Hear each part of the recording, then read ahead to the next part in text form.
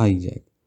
First class کے کہے کی آواز پر میں چونک پڑتا۔ مجھے یوں محسوس ہوتا جیسے وہاں ہائی جیکرز چھپے ہوئے ہوں اور اپنے کارنامے کی کامیابی پر ہنس رہے ہوں۔ دراصل سارا قصور میرے قلب کا ہے۔ میرے قلب میں مجذوبیت کا عنصر غالب ہے۔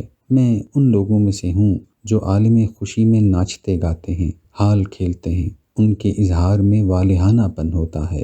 میرا جی چاہتا تھا کہ زائرین اٹھ کر ناچیں، نعرے لگائیں، لبیک اللہم لبیک، یا اللہ میں حاضر ہوں، یا اللہ میں تیرے حضور حاضری دینے کے لیے جا رہا ہوں، یا اللہ میں کتنا خوش نصیب ہوں، یا اللہ تو کتنا رحیم و کریم ہے کہ تو نے مجھے حاضری کی سعادت بخشی۔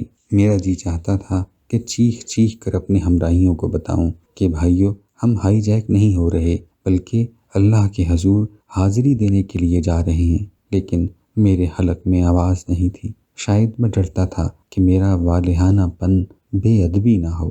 ہمراہیوں سے مایوس ہو کر میں نے کھڑکی سے نیچے جھانکنا شروع کر دیا۔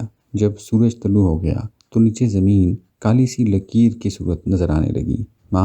مجھے حج کی ایک کتاب میں سے جس کا میں نے مطالعہ کیا تھا متعلقہ حصہ یاد آ گیا۔ اللہ اللہ، یہ ارض مقدس ہے، وہ سرزمین ہے، یہاں جو گیا اس کو امان مل گئی، یہاں کا ذرہ ذرہ نورانی ہے، چپا چپا متبرک ہے اور گوشہ گوشہ رحمت سے بھرا ہوا ہے۔ میں نے بار بار شدت سے کوشش کی کہ مجھ میں بھی ایسے تقدس بھرے جذبات جاگیں، بدن میں سوئیاں چبھیں، دل میں مد و جزر اٹھیں، لیکن کچھ بھی نہ ہوا۔ وہ کالی لکیر ہی رہی۔